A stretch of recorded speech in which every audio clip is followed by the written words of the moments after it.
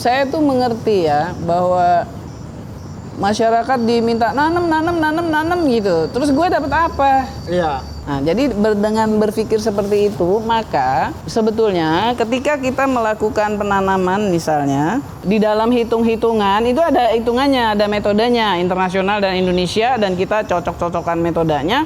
Itu ternyata Indonesia bisa menurunkan karbon cukup banyak. Ada kemarin udah masuk dari Norway 156 juta US dollar untuk 31 juta ton karbon yang diturunkan oleh Indonesia. Maka dananya kita kirim ke semua provinsi yang menurunkan emisi itu. Itulah rewardnya.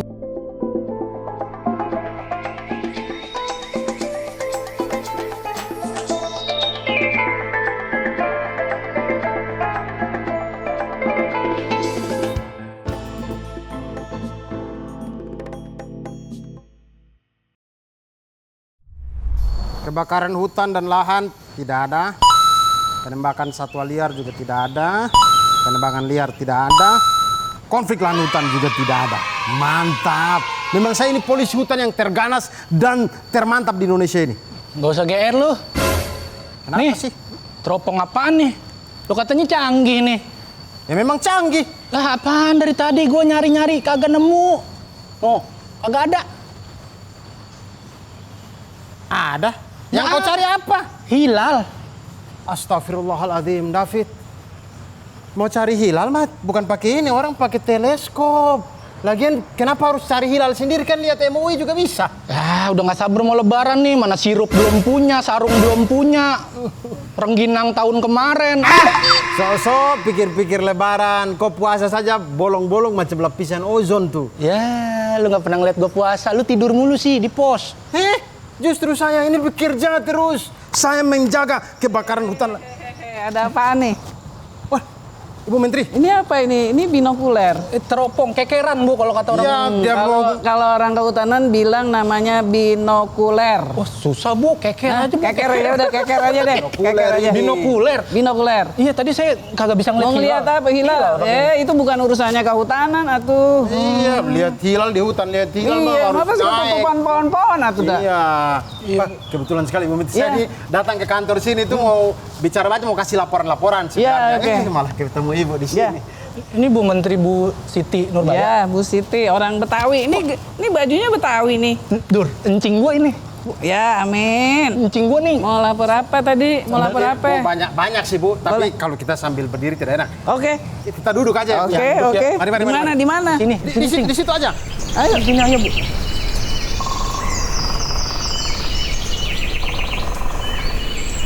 Alhamdulillah, kan duduk begini kan enak ya. Bu? Iya. Ini Ibu pakai jaket habis olahraga atau bagaimana nih Bu? Enggak, saya kalau Menteri Kehutanan tuh kan harus ada di mana-mana. Di saya jalan-jalan. Ya capek juga, tapi ya kewajiban kan, mesti diberesin. Jadi supaya nggak terlalu tambah capek, tambah energinya keluar, ya harus pakai jaket. Ya, menjaga suhu tubuh, menjaga keamanan segala macam ya. Di samping, biar kulitnya jangan hitam kena matahari. Wah, Tapi gua nggak nyindir lo. Tidak, saya Enggak. tidak. Saya putih. Ini David putihan Saya- dikit. Ente yang hitaman. Banyak putihan dikit. Putihan dikit. Akhirnya kami bisa bertemu dengan Ibu. Iya, Kami, terima kasih.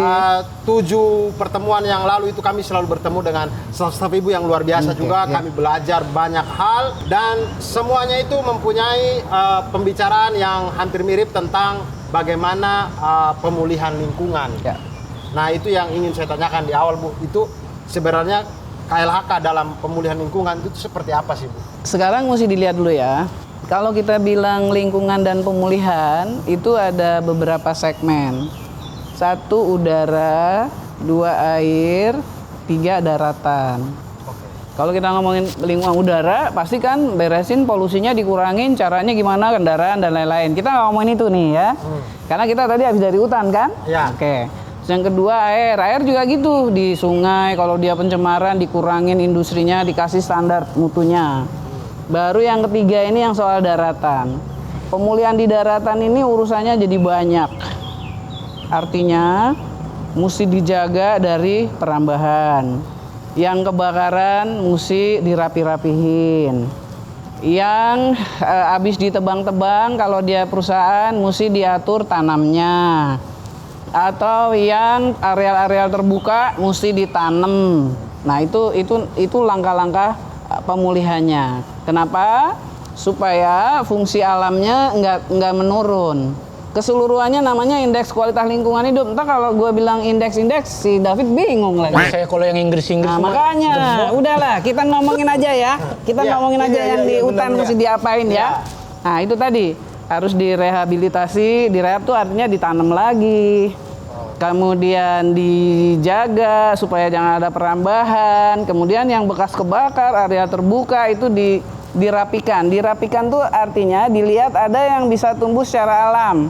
Nah, orang kehutanan bilangnya suksesi. Ente mestinya ngerti loh, suksesi. Suksesi, saya baru dari Polut 3 hari, Bu. Oke, ada seragamnya udah Polut, oke. Baru 3 Nah, hari. ya ada yang kita intervensi. Intervensi itu artinya kita paksa, kita tanam, kita rapihin. Nah, jadi langkah-langkah seperti itu yang sekarang kita lakukan. Karena dia menyangkut bagaimana kita menyiapkan juga kadang-kadang ya kalau di daerah yang kan kadang-kadang gajah suka turun ya, atau harimau ya. Itu kita mesti pelajari bahwa di dalam itu ternyata mungkin pakannya udah nggak ada. Mungkin karena kalau harimau ya, kenapa suka kelayapan walaupun memang ada kalau harimau muda itu suka ke pinggir jalan juga dia. Tapi kita mesti lihat mungkin babinya di dalam udah kurang. Artinya apa? Karena banyak diburu dan sebagainya. Ini mesti dirapihkan juga yang disebut tadi pemulihan lingkungan. Kalau gajah mungkin pakannya juga kurang, maka oleh teman-teman di kehutanan dan Polhut juga saya lihat banyak sekali ngebantu. Nah itu kita mesti siapin plot-plot untuk memperkaya pakannya. Kan gajah makannya itu kan pohon-pohon pisang, pohon jagung, pohon segala macam pohon-pohonan. Nah, ini kalau misalnya kayak tadi terjadi kerusakan hutan gitu misalkan. Kan habitat si hewan-hewan ini jadi rusak juga. Nah, itu sebelum kita pelepasan satwa liarnya berarti kita harus siapkan hutannya dulu. Iya dong, iya. Jadi kalau kita mau pelepasan itu kan berarti ada satwa yang udah kita jaga. Kemungkinan dia berasal dari yang tadinya dijerat oleh pemburu atau berada di luar dekat kampung diburu. Nah, itu diambil. Dan ketika kita mau lepasin dia, kita mesti siapin dulu dan nggak sebentar loh, bisa setahun ngeberesinnya. Iya. Karena dia dijagain dulu supaya sehat bener, kemudian sifat-sifat liarnya juga harus ada lagi. Ketika dia dilepas, dia harus bisa cari makan dan lain-lain. Maka kita siapin dia untuk siap dilepas. Ini dari hewannya. Nah, dari habitat istilahnya, tempat dia tumbuhnya itu, tempat dia berada di kawasan hutannya itu memang harus rapi, makanya harus siap banget. Dan kemarin yang saya lepasin itu di kawasan inti Taman Nasional. Jadi artinya di areal yang memang hutan-hutan yang bagus. Oh, disiapin dulu, Dur. Jangan kayak saya, Bu. Saya dilepas orang tua saya minta makan ke saudara, Bu. Dengerin. Nggak bisa nyari makan sendiri. Ya kagak bisa tuh. Bisa mestinya. Kan kita sama orang hutan sebetulnya rada deket-deket dikit. Tapi David nggak kayak orang hutan kok, keren dia putih lagi. Saya kayak orang Putih. desa. Nah, gennya itu kita cuma 97% lah sama gitu ya. Mirip. Cuman kita bisa mikir, dia nggak bisa mikir. Tapi dia kadang-kadang pinter juga. Dia kurang 3% doang bisa. Iya, kurang 3%. Tapi kalau cakep mah David cakep atuh. Nggak bisa hidup salahin orang tua. Makanya kerja, Pit. Jadi Polhut enak loh, jadi Polhut enak gak? Enak. Bertualang. Ya, saya numpang hidup aja sama Polhut. Nah, Bu, terus ini menyiapkan hutannya itu kan butuh waktu ya, Bu ya? Ya. Jadi selama 1 tahun misalkan satwanya itu digembleng dan segala macam, disiapkan insting liarnya, apa segala macam dilatih dan segala macam, itu berarti kita harus menunggu hutannya siap juga ya? Pada dasarnya bisa di hutan lain? bisa diatur. Tapi misalnya masa naruh gajah Sumatera di Kalimantan masa naruh badak Sumatera di Kalimantan misalnya. Iya, udah beda logat tuh bahasanya. Iya, itu ada masing-masing ada ciri juga. Lah, iya kepapasan sama gajah lokal kan kagok, Bu ya. Tapi arealnya harimau Sumatera, seluruh arealnya se-Sumatera itu 8 juta lebih. Jadi bisa, kita mau lepas di Jambi bisa, mau lepas di Aceh bisa. Tapi di Aceh ini memang tempat yang baik, yang relatif hutannya stabil. Stabil itu artinya nggak banyak terganggu dan masih sangat bagus. Pernah juga sih ngelepas di Jambi, pernah juga Jambi Sumatera Barat, pernah juga. Jadi pada dasarnya Indonesia sih paling kaya ya dengan biodiversity atau keanekaragaman hayati ini, karena kita punya satu kawasan hutan yang disebut Taman Nasional Gunung Leuser, itu sekaligus 4 wildlife atau satwa liar yang karismatik, orangutan, gajah, harimau, badak, itu ada di satu tempat, dan itu satu-satunya di dunia yang ada 4 satwa karismatik atau flagship spesies ini. Jadi memang kita selama ini menjaga seluruh Indonesia. Selama ini juga sudah banyak yang lahir. Kita memang punya target. Pemerintah selalu menyiapkan target berapa satwa liar yang harus berkembang. Jadi kalau disebut-sebutin banyak oleh pihak-pihak terutama dari luar bahwa terancam punah sebetulnya sih tidak seburuk itu, karena pemerintah bersama-sama masyarakat terus jaga. Kita memang berusaha jaga supaya perburuannya harus dikurangin, hutannya diberesin, dibagusin, jadi mereka bisa betah.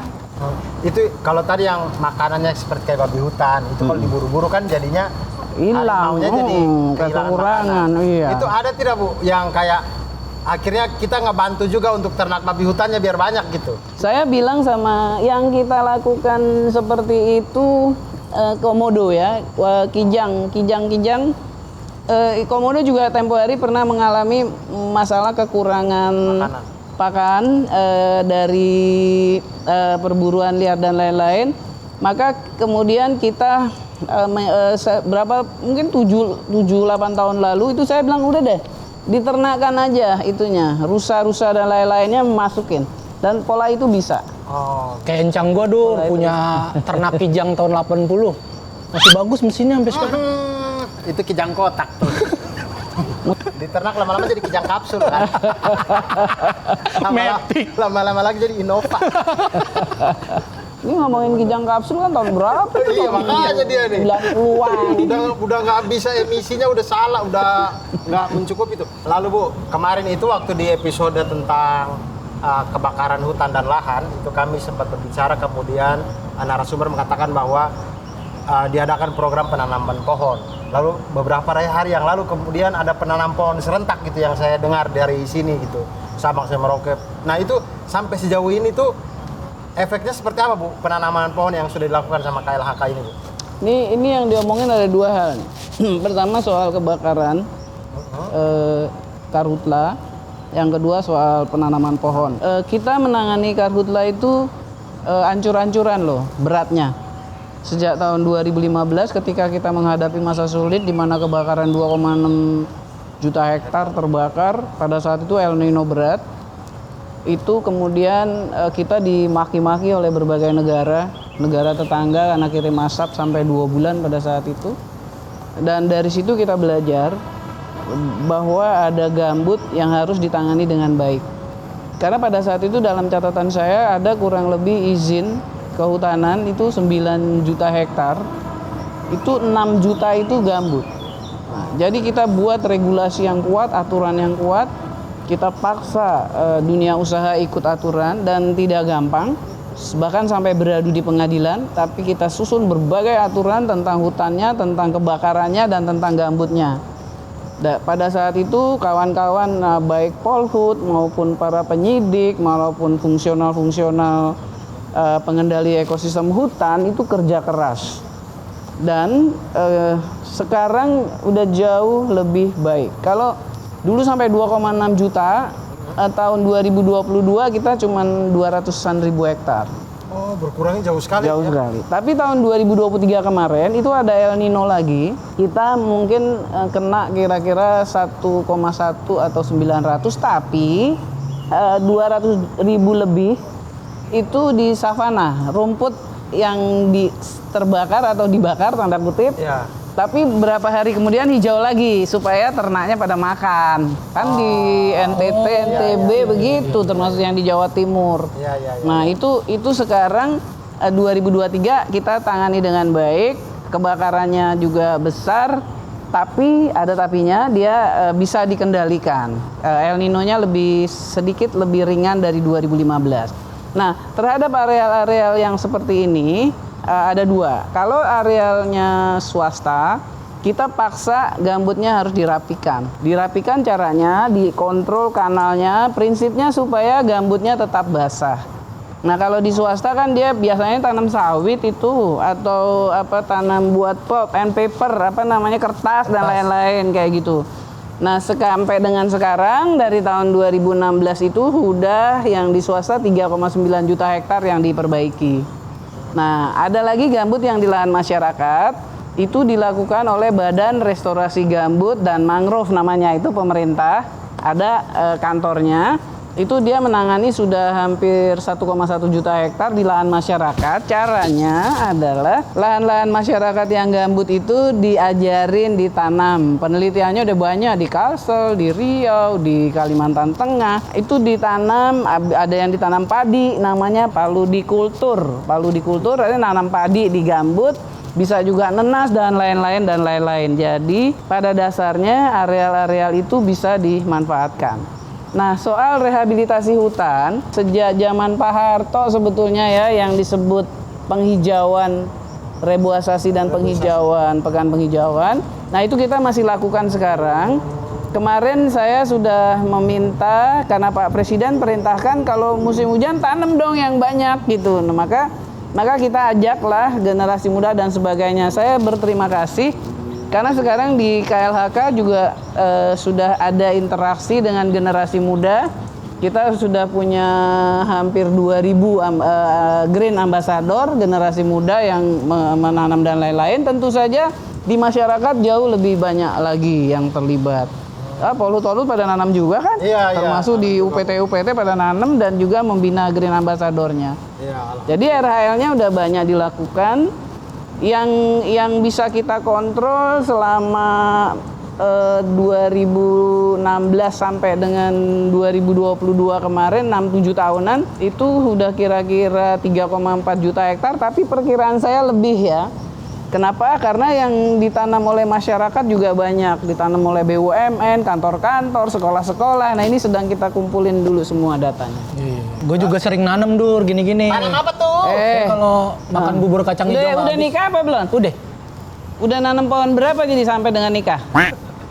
Itu Bu, saya sering makan kacang hijau nggak habis, saya buang jadi toge. Bukan nanam itu mah. Itu kan nanam Bu. Kita pemerintah udah ngajak sama anak-anak nanam pohon seumur hidup itu 25 pohon? Iya, lima tahun waktu masih SD.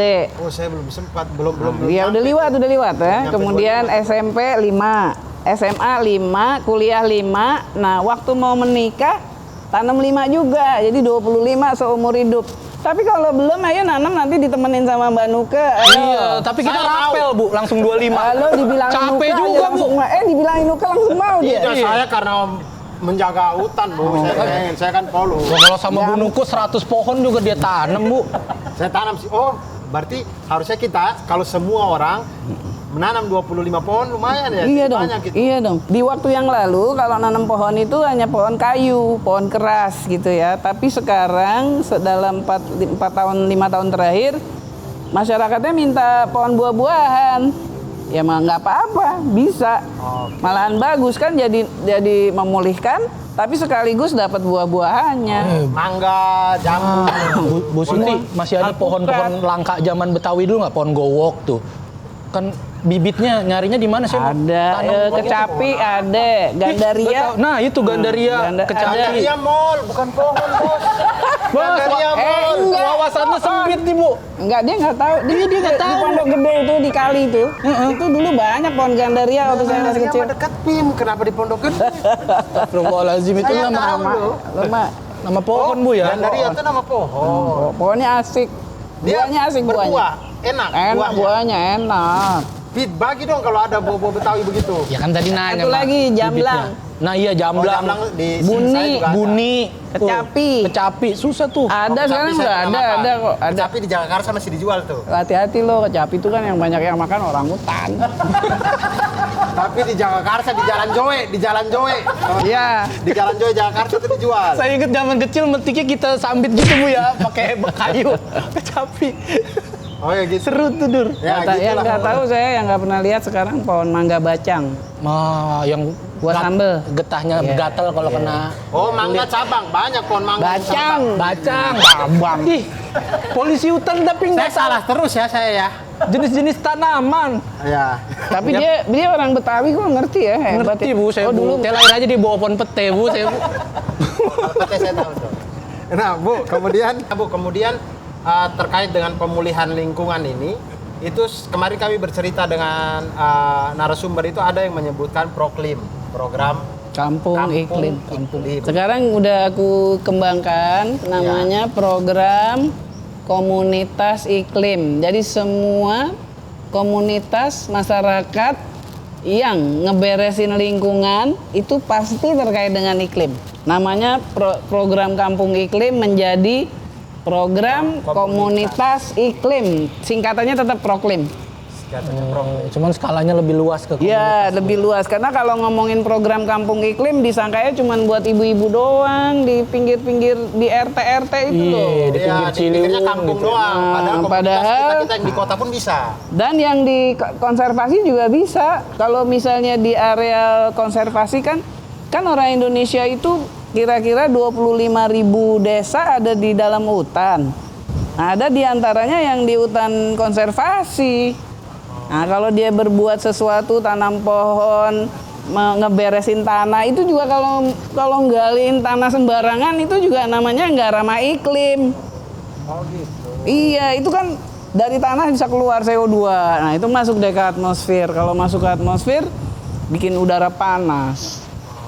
Nah, itu kemudian yang program komunitas iklim itu dari sejauh ini Bu, perkembangan dari pertama kali dicanangkan sampai sekarang itu sudah Udah banyak sih. gimana Bu? Waktu saya masuk tahun 2016, kurang dari 1.000 lah. Sekarang udah 8.000-an. Tapi saya bilang sama dirjennya, saya maunya 20.000 dong. Karena kan kita di tempat yang lebih luas lagi. Nah, ini lagi diberesin. Nah, termasuk program komunitas iklim itu yang ada di areal konservasi, di taman-taman nasional di mana yang ada orangnya. Nah, ada juga yang di areal-areal yang dikelola oleh masyarakat, yang di kelompok tani hutan. Ada juga yang di areal-areal perusahaan konsesi hutan. Nah, itu juga semua nanti namanya harus dikaitkan dengan komunitas iklim. Kalau misalkan kita yang di kota gini Bu, pengen bikin, saya sama David misalkan mau bikin sama teman-teman yang lain bikin komunitas iklim. Bisa banget. Itu yang kita lakukan apa aja Bu untuk membantu Bisa banget. CO2 ini? Sampah Sampahnya itu kami rapihkan. Jangan buang sampah itu, jangan tabur-tabur, buang-buang sampai ancur-ancuran itu. Jadi jangan sampai semua sampah dibuang ke TPA. Mending dirapiin dulu, diambil, dipilah yang baik, yang bisa jadi didaur ulang. Plastik didaur itu laku loh. Plastik itu di satu tempat bisa 2.000 per kilo, bisa 4.000 per kilo, itu laku. Dia bisa jadi bahan baku untuk industri. Kertas juga begitu, kerdus segala macam. Nah, kemudian kalau yang bekas makanan yang disebutnya sampah organik itu bisa jadi pupuk, bisa dipakai untuk jadi pupuk. Jadi kalau kita yang di kota nih ya, untuk bikin proklim Ya. itu bisa pakai sampah persampahan, Pak, bikin pupuk kompos, bisa juga nanam pohon di gang. David rumahnya di mana? di gang. Poa. Di gang mana? Ada Bu di sini di Tangsel Ciputat. Aku di gang juga rumahnya. Saya mau bilang zaman dulu kan jalanannya jalanan yang pakai beton proyek MHT, Iya. Husni Tamrin. Nah, kan rata-rata di gang kayak gitu. Nah, itu kita kasih pot-pot, kita jadiin garden gang. Oh, jadi Pohon-pohonnya di pot, gede-gede kan jadi Iya, jadi teduh, pemandangannya keren. bukan cuma tulisan Di tembok Di tembok dicoret-coret. coret-coret doang Bu ya, tapi ada ijo-ijonya gitu. Iya. Biasanya pot-pot kalau di pinggir-pinggir gang disenggol tukang ojek. Enggak, kan gede pinggirnya di jalanannya itu. Iya. Ada got kecil. Nah, di gotnya kita kasih papan-papan kecil, kita taruhin pot.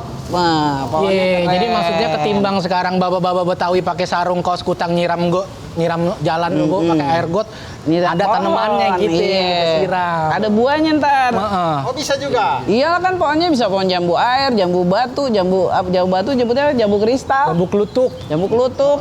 Itu langkah strategis dari KLHK sendiri untuk bagaimana membuat Proclaim ini terlihat keren gitu di anak-anak muda, biar anak-anak semua pada ngikut. Pada dasarnya perkembangan terakhir ya kira-kira sejak 2017-an itu animo generasi muda yang muncul di media nasional itu tinggi sekali. Studi-studi internasional juga menunjukkan bahwa atensi generasi muda pada aspek lingkungan sangat besar dan mereka tertarik urusan lingkungan. Oleh karena itu, kita di Kementerian LHK itu menerima dengan baik berbagai inisiatif dari LSM, dari masyarakat untuk kegiatan diklat. Diklatkah atau sosialisasi atau menanam bersama atau bersama-sama yang kita sebut Green Youth Movement. Ada lagi Green Leaders Indonesia. Ada lagi kader konservasi, ada lagi Wana Lestari. Jadi memang pertama animo generasi mudanya besar, yang kedua yang sampah dan lain-lain selain ibu-ibu juga yang generasi muda juga banyak. Saya ingin mengatakan bahwa saya hampir 10 tahun jadi menteri ya. Dan saya juga mempelajari di berbagai negara. Nggak ada seperti yang di Indonesia yang partisipasi masyarakatnya. Jadi untuk kita di Indonesia memang yang paling strategis itu adalah bekerja bersama masyarakat. Partisipasi masyarakatnya sangat tinggi. Mau bicara kebakaran hutan, mau bicara nanam pohon, mau bicara beresin sampah, mau bicarain semua. Itu memang di masyarakat. Oleh karena itu strategi utamanya adalah kita mengajak sekaligus mengadopsi atau menyerap aspirasi dari semua kegiatan yang dilakukan oleh masyarakat, terutama generasi muda. Apalagi sekarang ini sudah ada namanya, jadi sejak tahun 2017-2018 pemerintah itu sudah punya pos yang disebut dana pengelolaan lingkungan hidup yang ada di Menteri Keuangan, yang prosesnya nggak ribet-ribet melalui APBN atau APBD yang panjang prosedur dan lain-lain. Nah ini dengan dana lingkungan hidup yang ada di Menteri Keuangan, Kementerian Keuangan itu bisa masyarakat juga bisa mengaplikasi, bisa menggunakan, karena dana itu untuk small grant, artinya untuk kegiatan-kegiatan kelompok masyarakat, bisa untuk investasi dan bisa untuk peningkatan kemampuan teknis masyarakat maupun aparat. Kayaknya Polhut juga bisa kok nanti pakai, asal rajin aja menyiapkan usulannya. Nah, nanti saya Jadi pakai diambil sama dia, Bu. enggak, dia bikin sendiri juga. Bikin sendiri lah. Jadi strateginya mengajak, menyerap bersama-sama kerja, menyiapkan dukungan anggarannya. Sebab memang begini ya, kita kalau ngomongin lingkungan secara keseluruhan itu ada dua aja rumusnya. Satu, kebijakan pemerintahnya bagus. Artinya kalau orang memperbaiki lingkungan dengan baik, maka dia mendapat insentif. Insentif itu artinya dia dapat sesuatu gitu Reward, loh. Bu, ya. Reward. Nah, kalau dia melanggar perusahaan langgar lingkungan atau apa, kena lah gitu disinsentifnya, apakah pajak, apa sanksi dan lain-lain. Jadi ini yang pertama, namanya kebijakan pemerintah. Yang kedua, yang paling penting kalau di lingkungan itu adalah bagaimana kampanye publik. Artinya kita bersama-sama masyarakat. Nggak ada pilihan lain menurut saya. Selama ini saya tahu kan kalau bahasa condet-nya Bu, reward and punishment. Ya, benar. Benar Bu ya?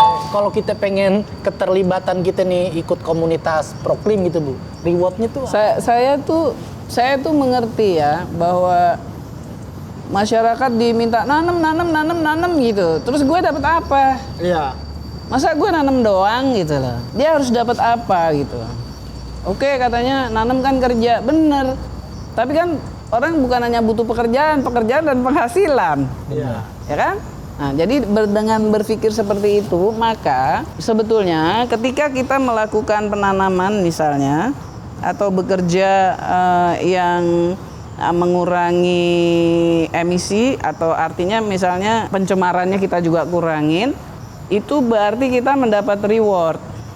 Oke. Nah, caranya bagaimana? Di dalam hitung-hitungan itu ada hitungannya, ada metodenya, internasional dan Indonesia, dan kita cocok-cocokkan metodenya. Itu ternyata Indonesia bisa menurunkan karbon cukup banyak. Yang sekarang udah terkumpul kira-kira 577 juta ton karbon yang udah diturunkan. Nah, berapa harganya? Harganya itu tergantung sebetulnya pasarnya. Tapi secara umum orang masih bayarnya $5 aja internasional. Oke. Misalnya kemarin Norway membayar sebagai reward kepada pemerintah Indonesia dan rakyat Indonesia karena berhasil menurunkan emisi karbon sebanyak 31 juta ton.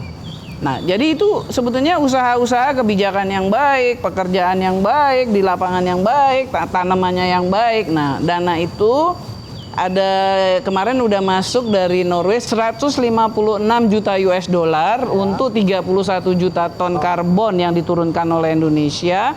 Maka dananya kita kirim ke semua provinsi yang menurunkan emisi itu. Nah, di Pemda provinsi diatur mana yang buat masyarakat, mana yang buat diklat, training gitu. Itulah rewardnya dan ini akan kita lanjutkan. Kita akan lanjutkan.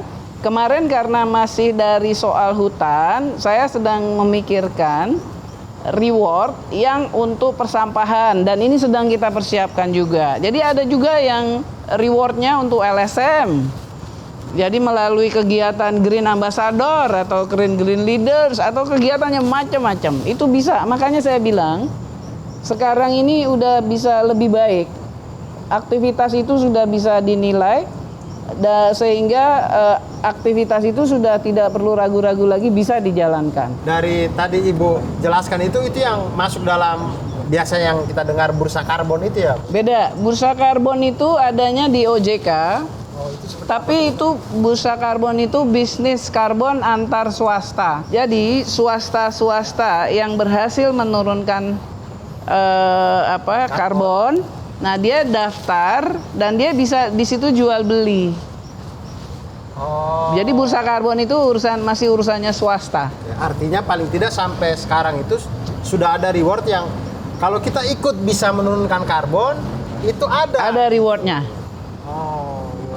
Ya, berarti nggak ada alasan lagi buat anak-anak sekarang Betul. untuk ikut terlibat di Proklim ini, Dur. Betul. Ibu Menteri aja udah sesantai ini, seenak ini menjelaskan. Minimal ya, kita masing-masing hidup 5 pohon lah. Di kantor ini ya, di kantor KLHK di Gedung Manggala Wana Bakti itu ada namanya Rumah Konsultasi Iklim dan Karbon. Bisa datang ke sana, konsultasi kegiatannya apa, kira-kira dukungan anggarannya dari BPDLH bagaimana, itu bisa dilakukan buat siapa saja. Bukan hanya bursa karbon, itu mah orang swasta-swasta. Iya. Jadi kalau masyarakat punya ide-ide nih Bu ya untuk demi keberlangsungan Proklim itu bisa kolaborasi Bu. Bisa Ya? dong, bisa banget. Ayo. Itu Dur, ada Kumpulin. teman kita komunitas stand up Indo kan sering bikin stand up di hutan tuh Bu. Ya. Bisa kolaborasi bisa Bu dong, ya? bisa sekalian banget. penanam pohon. Iya bener. Bisa banget. Gue nggak nyangkanya ada orang Betawi kayak gini. Ngerti lingkungan. Makasih ya. Iya Bu. Ini saya. Makasih. Emang Orang biasanya condet. ngerti apa? Enggak, orang condet. Rumahnya gede-gede. Lingkungannya masih bagus. Iya, Kalau pohonnya yang masih pondok gede-gede, gede tau nggak lo udah jadi mall Ramayana, ya kan? Iya. Udah jadi lagu jalan juga. raya. Udah jadi lagunya Iwan Fals, keren banget. Tapi di mall-mall di Jakarta juga sekarang suka banyak macan yang nongkrong Bu ya? Manis dan cantik. Iya. Oh. Macan tutul Bu, mama cantik. Mantap betul. Ngawur. Itu namanya Mahmud Abbas. Apa tuh Bu? Mama muda, anak baru 1. Bisa aja. Saya nggak punya lagi. Saya nggak punya lagi. Makanya jadi orang Betawi. Ada yang begini. apa ya? Yang mama cantik antara anak sekolah tuh apa? Macan ternak. Macan ternak. Iya. Mama cantik antar anak. Iya, mama cantik antara anak. Gitu. Bu, kemudian kemarin tuh saya sempat berbicara dengan Mas Ai. Mas Ai itu dari Balai Taman Nasional Gunung Merapi. Beliau datang membawa produk Iya. skincare dari Aku udah ke sana. iya, Udah dari lihat. abu vulkanik Gunung dan Merapi. segala macam. Iya, dia Bu. Gunung Merapi. Nah, itu menarik sih waktu kami bercerita itu menarik. Nah, itu sudah sejauh mana sih Bu pemanfaatan yang kayak begini jadi produk kosmetik dan karena ini kan anak-anak muda sekarang kan lagi Itu kan skincare terus gitu. itu namanya bioprospeksi yang sebetulnya produk-produk yang bernilai tinggi. Jadi barangnya kecil tapi harganya mahal. Nah, kita selama ini kalah tanda kutip karena produk-produk kita diambil tanda kutip ya oleh pihak asing dengan cara mereka melakukan penelitian terus diambil. Maka adalah yang jadi mereknya orang Jepang kayak gitu. Nah, maka sekarang kita di kementerian menggalakkan bioprospeksi itu. Ya, sudah mulai industrinya juga udah mulai banyak. Tapi harus diintensifkan lagi, disistematiskan langkah-langkahnya. Dan itu kan yang kemarin ambil contohnya tuh di Balai Taman Nasional Gunung Merapi. Iya. Kedepannya ini Bu, apakah ada rencana untuk di daerah lain, di hutan yang lain? Pak, saya kira hampir di semua wilayah. Kita kalau ngomong kawasan konservasi, itu bukan hanya yang kelihatan yang gede-gede pohon dan satwa gede-gede, tapi yang kecil-kecil kayak jamur apa yang di dasar itu juga sesuatu. Banyak sekali yang sesuatu yang bernilai tinggi, bisa mahal harganya. Jadi itu sekarang pemerintah sedang galakkan. Penelitian-penelitiannya udah banyak, kemudian usaha-usaha untuk kemasan-kemasannya juga seperti di Merapi juga udah banyak. Cuman kalau yang Merapi itu kan koreksinya orang begini, keren sih abunya enak gitu ya buat bersih-bersihin. Tapi kok nama dan gambarnya serem amat, gambar Gunung Merapi gitu. Iya. Ya, jadi saya bilang, jadi maunya gambar apa? Gambar perempuan cantik memang kalau perempuan cantik ada di gunung nggak serem dong. Jadi yang kayak gitu-gitunya kemasannya sedang kita rapihin. Lalu Bu, tadi Ibu pemerintah menggalakkan tentang penelitian-penelitian itu dan segala macam. Apakah nanti ada membuka peluang untuk ketika penelitian hasilnya bagus, knowledge-nya itu ditransformasikan ke masyarakat? Iya dong, masyarakat langsung bisa untuk memproduksi? di skala besarkan. Nah, dan ada aturannya dan ada konvensi internasionalnya bahwa kalau misalnya itu sudah di skala komersilkan, maka si tempat asli itu harus mendapatkan bagian. Benefit sharing namanya, berbagi keuntungan. Jadi benefit sharingnya tetap jalan. Jadi benar-benar Pokoknya keren lah. Iya, hasil hutan untuk kesejahteraan masyarakat sekitar. Iya. Waduh, terima kasih banyak nih Ibu. Kami jadi tambah banyak ilmu lagi. Kemarin sudah dengan staf-stafnya Ibu yang luar biasa. Sekarang juga kami jadi lebih banyak mengerti lagi. Bener Dur, saya jadi pengen nyanyi lagunya Dewa nih Bu. Apa tuh? Yang judulnya Cukup Siti Nurbaya. Intinya nih kita nggak cukup satu Ibu Siti Nurbaya nih untuk ikut menjaga atau melestarikan lingkungan hidup Dur. Iya, butuh keterlibatan seluruh masyarakat Indonesia. Betul. Terutama generasi Saya setuju. muda nih. Saya setuju kalau itu. Saya pikir Anda mau Ya kan? meledek. Saya setuju. Dan ini Bu, ini kan sedikit lagi masyarakat kita mau mudik. Akan banyak sekali kita lihat liputan-liputan orang macet di tol dan segala macam. Ada himbauan nggak Bu untuk mudik yang ramah lingkungan dari Ibu kepada Saya tiap tahun kalau acara mudik lebaran itu terlibat. Walaupun enggak ketahuan, ada pamer-pamer gitu ya. Tapi saya biasanya langsung ke stasiun-stasiun kereta, ke rest area.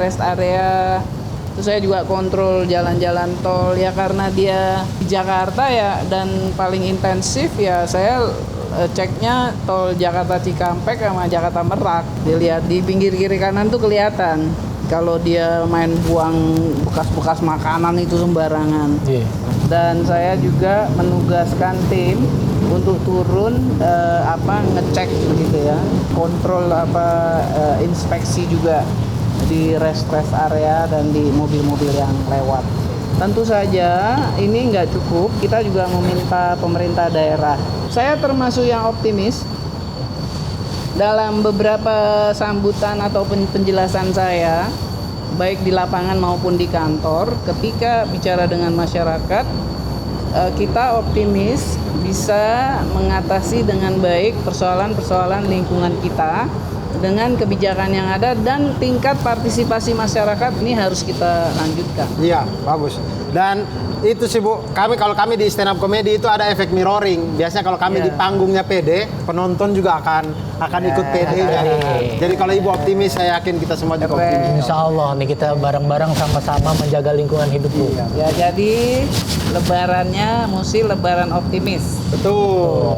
Dan mumpung kembali ke Fitri, mari kita bikin lingkungan kita juga kembali ke Fitri. Iya, kita juga mau sekalian ngucapin selamat Idul Fitri 1445 Hijriah. Ya. Selamat berhari lebaran bersama keluarga tercinta masing-masing di kampung halaman. Betul. Amin. Saya juga ingin menyampaikan ucapan selamat hari lebaran, selamat Idul Fitri, sehat dan berbahagia bersama keluarga. Selamat merayakan hari Idul Fitri. Taqabbalallahu minna wa minkum minal aidin wal faizin. Mohon maaf lahir dan batin. Salam lestari.